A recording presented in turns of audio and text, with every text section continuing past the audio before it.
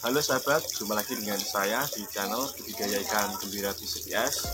Dalam video kali ini saya ingin menjawab pertanyaan dari salah satu subscriber ya, yang bertanya mengenai, Bang, kenapa sih sekarang kok jarang sekali mengupload video mengenai tentang budidaya pembenihan ikan lele dan jarang sekali membuat konten. Kenapa, Bang? Jadi ini teman-teman ya, sebelum saya menjawab pertanyaan tersebut, alangkah jika teman-teman yang belum mendukung channel saya dengan cara klik like dan subscribe ya, silahkan dukung channel saya dengan cara klik like dan subscribe supaya saya lebih semangat lagi untuk membuat konten-konten video mengenai tentang budidaya ikan teman-teman ya. Oke teman-teman ya, dan saya akan coba jawab pertanyaan tersebut. Jadi alasan kenapa saya jarang sekali mengupload video mengenai tentang pembenihan ikan lele atau membuat konten video, alasannya karena di kolam saya itu sedang kosong ya, mungkin sedang terjadi masalah ya, banyak sekali masalah ya. Masalahnya apa, Bang? Masalahnya adalah sering gagal dalam pembenihan teman-teman ya. Dan mungkin banyak sekali dari teman-teman yang berkomentar seperti ini, bukankah sering membuat edukasi mengenai cara pengobatan, cara merawat ikan, pembibitan ya, tapi seperti itu kok bisa gagal gitu ya. Itu pasti akan menjadi pertanyaan pada teman-teman ya. Jawabannya begini teman-teman ya, entah kenapa teman-teman ya, 1 tahun ini itu menurut saya untuk pembibitan di tempat saya ini ya, itu sangat susah sekali teman-teman ya. Bahkan saya mencetak kurang lebih sekitar 40.000 ekor itu saja sudah beratnya minta ampun ya. Biasanya kapasitas dari kolam saya ini kan sekitar 120.000 ekor untuk ukuran 35 ya. Bahkan saya sering satu tahun sebelumnya itu sering sekali mengupload video-video pembenihan ikan ini ya. Dan kemarin tidak sampai setahun lah, 3 bulan atau 2 bulan kemarin itu saya masih ngupload video pembenihan, cuma itu posisi ikan masih sehat ya. Tapi gagalnya saya itu yang pertama adalah ikan sudah mulai siap jual, tiba-tiba mati teman-teman ya, tiba-tiba mati atau terkena penyakit dan susah untuk tangani ya. Dan yang kedua, saat penyortiran pertama ya, itu pasti gagal ya, ataupun dalam jangka sortiran awal itu kan usia 14 hari ya. Untuk saat awal penyortiran itu ikan tidak terjadi apa-apa teman ya, tidak terjadi apa-apa atau tetap sehat ya. Tapi setelah 1 minggu ikan setelah satu minggu penyortiran itu tiba-tiba ikan sakit dan mati ya, mati secara massal. Jadi seperti itu berulang terus sampai beberapa kali, bahkan ya sekitar 1 tahun mungkin lebih ya. Saya ngerasain itu kerugiannya sangat banyak sekali ya, mungkin puluhan juta mungkin teman ya. Dan mungkin yang saya harapkan buat teman ya, yang saya harapkan jika teman-teman sudah berhasil menggunakan teori saya, pertahankan ya. Jadi bukan berarti teman-teman ya, saya akan geser sebentar. Bukan berarti teori yang saya sampaikan di YouTube itu semua ataupun semuanya itu ngarang, bukan ya.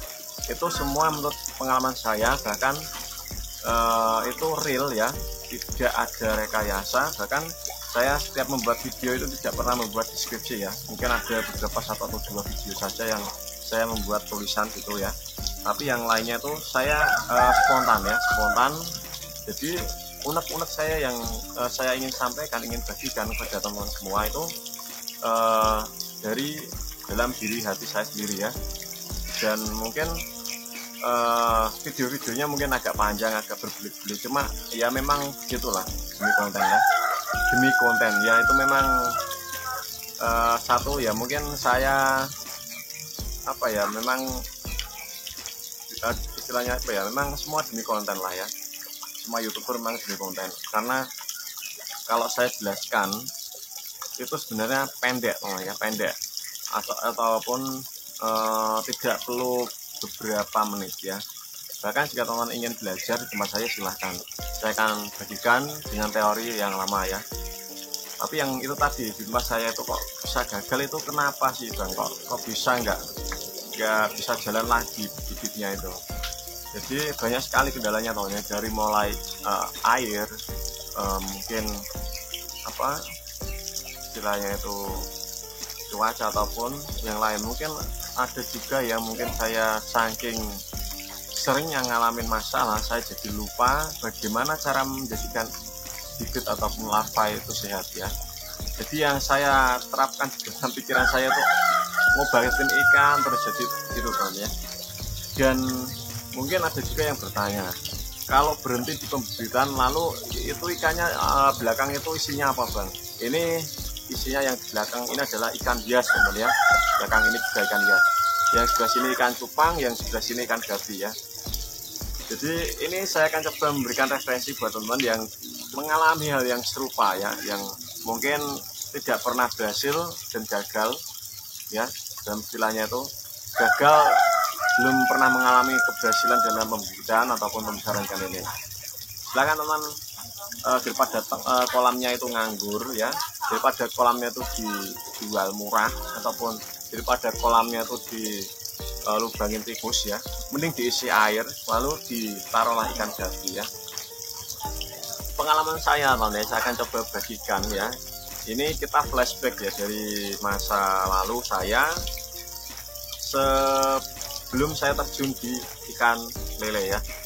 Dulu saya memang pernah iseng-iseng punya kolam saya isi ikan hias ya. Jadi perkembang biakannya itu sangat cepat sekali, terutama ikan gabi, ikan pelapis, ikan moli, dan ikan-ikan yang jenis yang perkembang biakannya cepat ya. Dan mungkin itu ini juga bisa memulihkan ekonomi dari ataupun mengembalikan modal dari teman-teman yang rugi banyak ya, ataupun kalah dalam istilahnya itu berjuang ya. Sarutan ya, pokoknya itulah ya.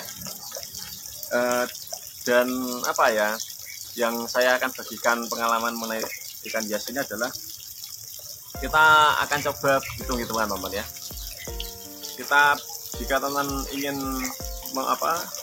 melihara ikan gabi, belilah ikan gabi yang mungkin teman sukai warnanya, coraknya, harganya ya. Kalau ingin harganya naik, belilah ikan gabi yang berkualitas ya. Mungkin kita beli dengan harga mungkin ya sekitar 400.000 ataupun 1 juta, ataupun kan ada ya ikan gabi yang mahal-mahal itu ya. Tapi saya sarankan kalau untuk full outdoor dan kolam besar ini, belilah ikan gabi yang standar saja ya, mungkin harganya 50.000, 20.000, yang 10.000, ada juga yang 5.000 sepasang ya. Seperti istilahnya jangan cendolan ya. Kalau cendolan menurut saya kurang main ya, tapi saya juga di kolam saya ada cendolan teman ya, tapi cendolannya itu bagus ya. Dan yang di belakang saya ini adalah jenis HB wet, dan juga ada tapi ini sudah reject ya, kayak HB pastel atau HB blue ya, itu sudah banyak yang reject karena dia perkawinannya itu asal-asalan ya, jadi tidak terkontrol perkawinan dini, dan akhirnya menjadikan gabi itu kualitasnya menurun.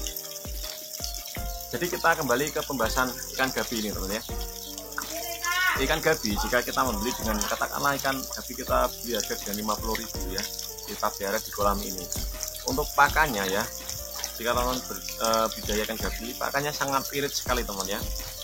Untuk 1 kilo ya, jangankan 1 kilo ya, setengah atau seperempat kilo ya, seperempat kilo itu tidak habis dalam waktu 1 bulan ya. Berapa ongkos biaya pakan ya, kita tulis. Lalu berapa sih keuntungan dari budidaya ikan gabi ini? Jika teman ingin serius dalam terjun budidaya ikan gabi ataupun ikan hias jenis moli, pelati, dan lain-lain, kita hitung ya dari jumlah pakan, harga jual, dan juga biaya operasional ya. Jadi mulai segi harga jual, biasanya harga ikan gabi kalau untuk partaian biasanya Rp1.000 ya, kalau ikan moli sekitar Rp500, Rp700, bahkan kalau yang paling tinggi sekitar Rp1.000 ya. Dan juga kita kalikan saja ya. Sekali kita tebar induk, kita masukkan ke kolam ini, kurang lebih kita masukkan yang banyak saja nggak apa-apa, mungkin sekitar 20 indukan, 50 indukan, nggak masalah. Nanti kita akan menghasilkan anakan yang sangat banyak sekali ya. Dan setelah kita membeli indukan itu ya, kita perinci saja ya. Dari satu indukan itu kita ambil lah rata-rata anakannya itu 30 ekor ya. Tapi ikan gabi itu kan ada yang anakannya 50 ekor, 60 ekor, ada yang juga 15 ekor. Kita ambil rata 20 atau 30 ekor ya. Jadi 20 kali 50 itu berapa?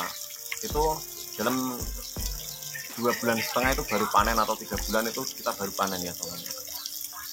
Itu harganya 1.000 ya. Kita jika 10 saja, 10 kali 30 itu kan 300 ya. 300 ekor ya, 300 ekor kalau kali 50 itu berapa ya? 1.000 ekor lebih ya. 1.000 ekor lebih.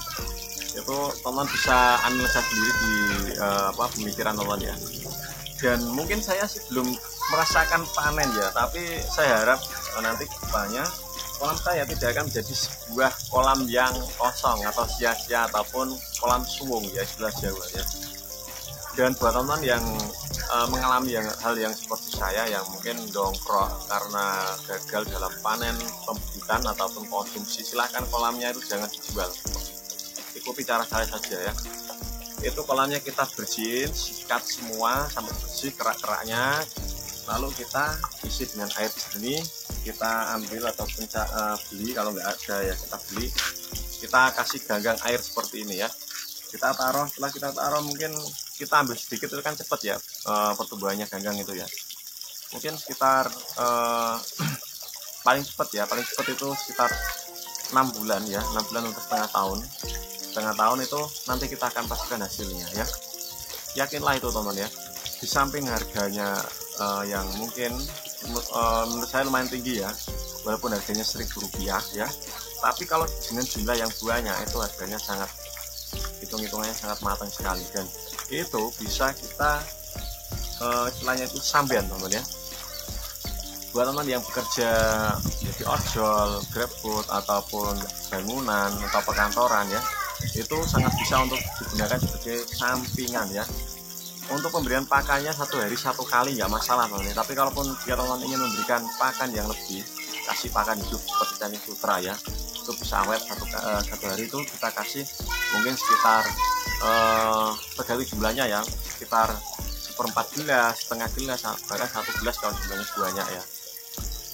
Dan mungkin itu saja ya teman-teman yang bisa saya bagikan buat teman-teman. Jika ada suatu kesalahan dalam penyampaian, dan mungkin jika teman yang belum puas dengan jawaban saya, silahkan tanyakan di kolom komentar teman ya. Nanti saya akan jelaskan di video saya selanjutnya. Dan next video saya akan buat konten tentang ikan hias ya. Bahkan saya sudah rencana membuat farm ya, ataupun apa ya teman ya, membuat farm ataupun apa ya pokoknya istilah kerennya itu farm lah, saya nggak paham ya. Ya pokoknya saya akan rencana membuat akuarium sekitar 30 atau 50 akuarium, dan saya gunakan sebagai ternak ikan gabi ya, ikan gabi. Tapi rencananya itu di sebelah sini dan di sana ya. Itu kan bekas kolam besar, bekas pemijahan di sana ya, tapi saya bongkar ya. Dan saya gunakan, manfaatkan bekas kolamnya itu sebagai rak-rak akuarium seperti itu. Itu saya buat sendiri. Oke, mungkin itu saja ya teman-teman yang bisa saya bagikan buat teman-teman. Jika ada suatu kekurangan dalam video ini, saya mohon maaf. Video ini saya akhiri dengan kata Assalamualaikum warahmatullahi wabarakatuh. Salam petani ikan Nusantara, salam jos.